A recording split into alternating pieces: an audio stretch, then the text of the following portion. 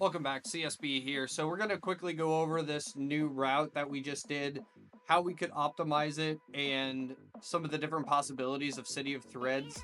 This is why I really like this game. City of Threads has so many different possibilities. So right here we get the Queen Ansarek buff. If you're Rogue, Priest, or an Engineer over 25, you can get this.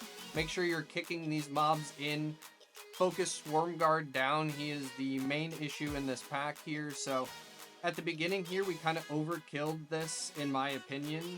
So maybe we just nuke down this and then kind of do a baby lust pull just so our lust is guaranteed up for that second boss. That second boss is kind of a pain.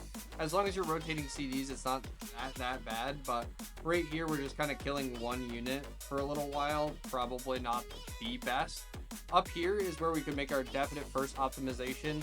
This Queen Ansarek buff, you can pull this at the very furthest range without actually pulling that Herald there. So that's kind of crazy that you can do that. So I think we missed out on one buff here, but it's probably not worth if somebody accidentally body pulls that. But I think if you just stand right at the edge there, you can just pull the buff. There's Swarm Guard pack right here it's just always one tiny defensive. Don't get hit by the frontal, but this every 15 seconds or so, he does like a swarm that's a 6-second dot, and it just hits everyone. I believe it hits everyone, and it just does a ton of damage. So you try to use one DR for that, and the healer should be able to get you up. But this pack to the left, what is this thing? It is, this over here is so nuts. The behind the Queen Ansarek buff, there's 55 kicks that are going out. It's almost impossible to do that like in a pug, and you don't even want to do it in a like pre-made. But as long as if you're in a pre-made, you fully target one of the casters down, not the big guy, because you inherently want to kill the big guy, but you have to get rid of some of those kicks. So you get your kicks on cooldown. You stun them up, and once your stuns are done through that rotation, your kicks should be back up by then. So, and once you've done a full rotation through those, that's how you can actually kill this pack right here. These two Silk Benders and the Herald. It is a brutal pack. You can get farmed on it, and now that it's 15 seconds per death, that's a big timer loss, and it's just not worth it. If you can take it a little bit slower, this is not the tightest dungeon ever, but I would really recommend, if you do not have a coordinated group, don't pull those casters unless you're prepared to absolutely nuke one of them down. It is a scary pull, and I think that's the main takeaway for that. But right here, I think we have a pretty much W key route.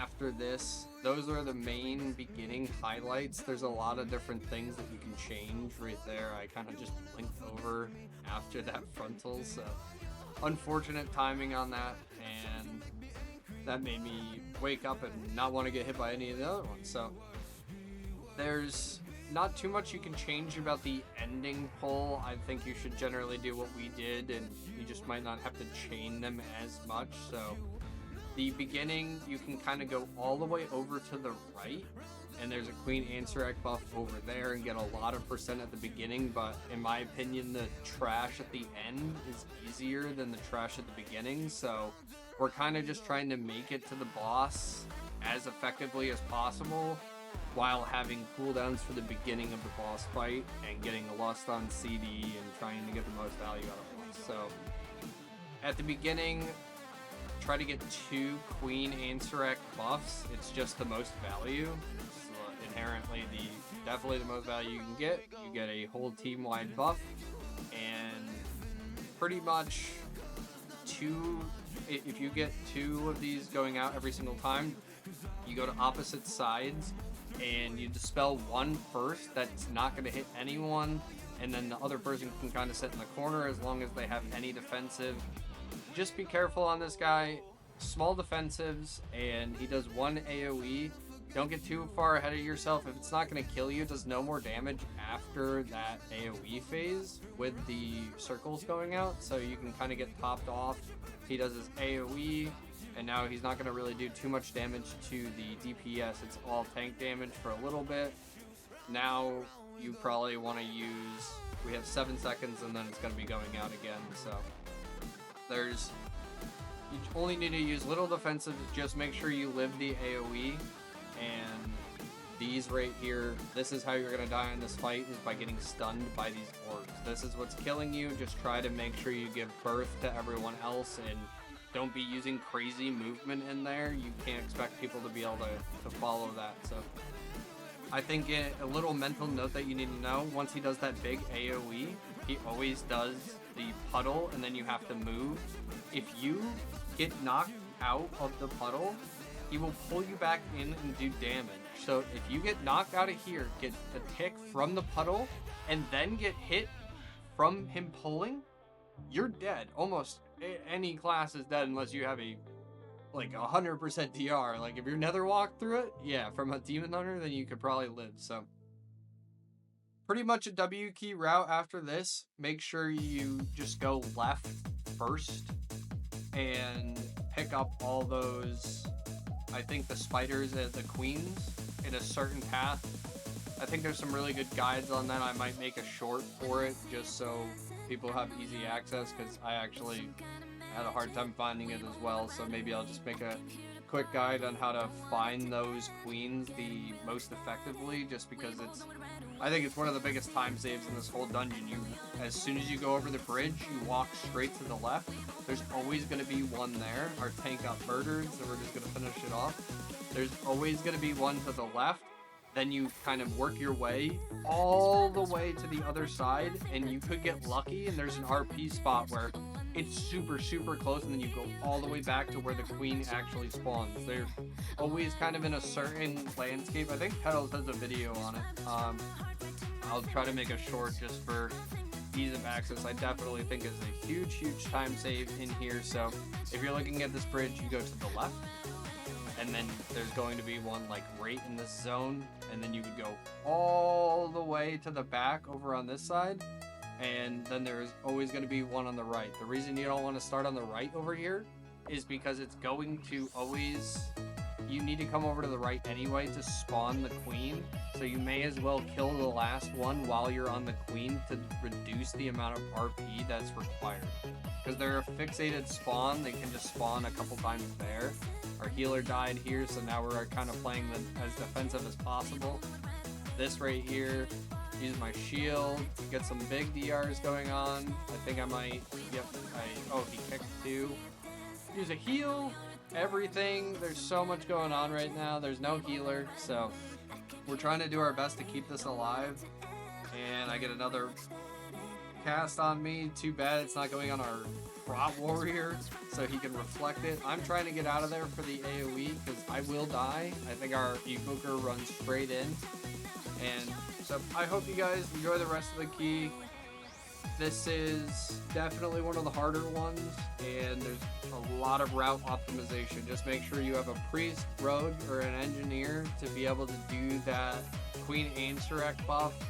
And if you just kind of W key this dungeon, don't get too far ahead of yourself, I think you can just time it. Generally, trying to do too much is where these keys are failing right now. So good luck in your keys.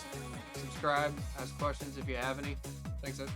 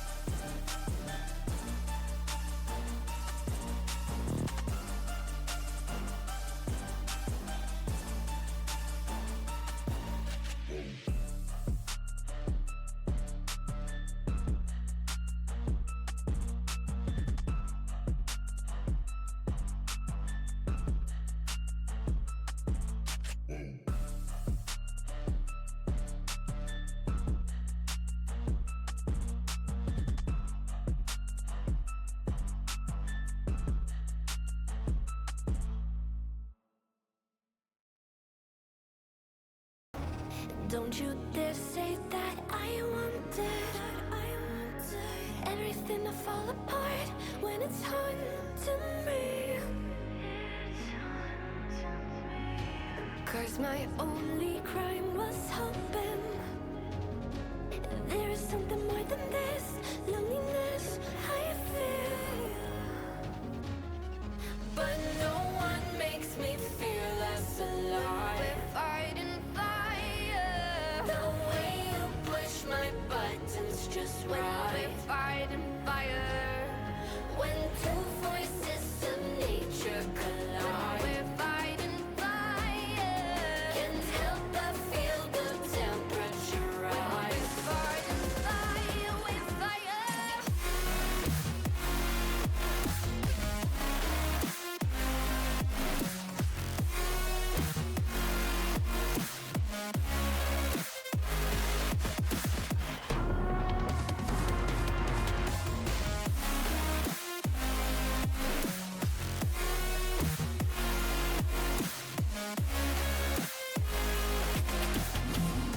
Maybe if we took a moment long enough to realize how alike we are, that not everything is broken. 'Cause you know me better than anyone by far. But no one makes me feel less alive. We're fighting fire. The way you push my buttons just right. We're fighting fire. When two voices of nature collide. We're fighting fire. Can't help but feel the temperature rise. Fighting fire. We're fire.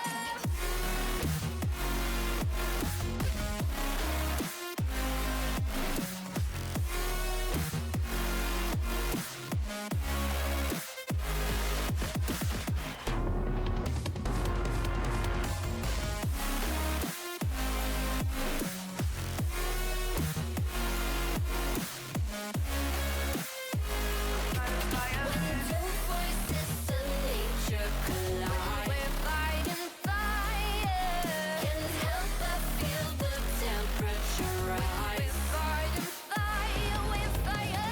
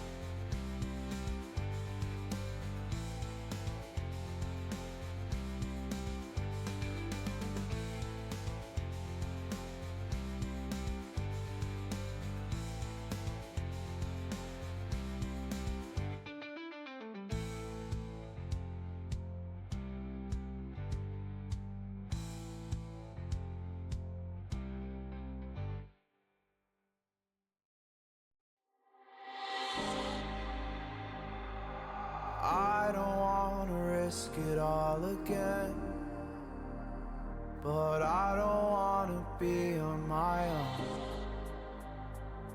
It always goes much better in my head, but the feelings end up wasted, so I'm sorry.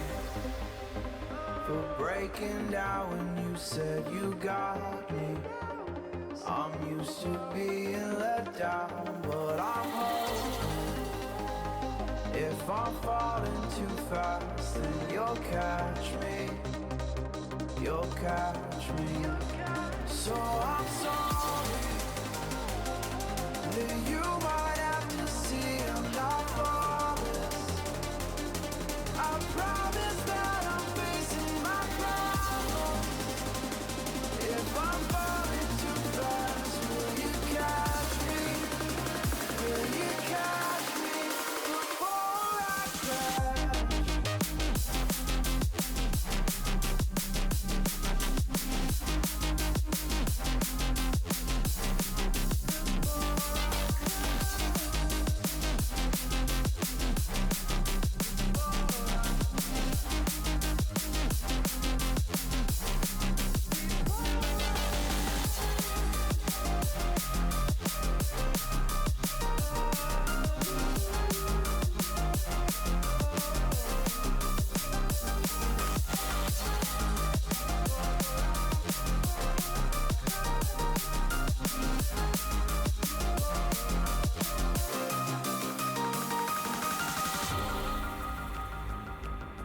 I'm so afraid that you'll run out of patience.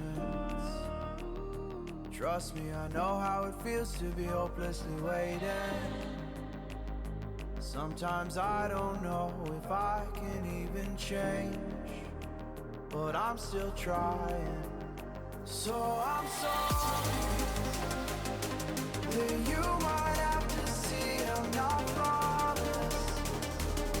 I promise that I'm facing my problems. If I'm falling too fast, will you catch me? Will you catch me before I crash?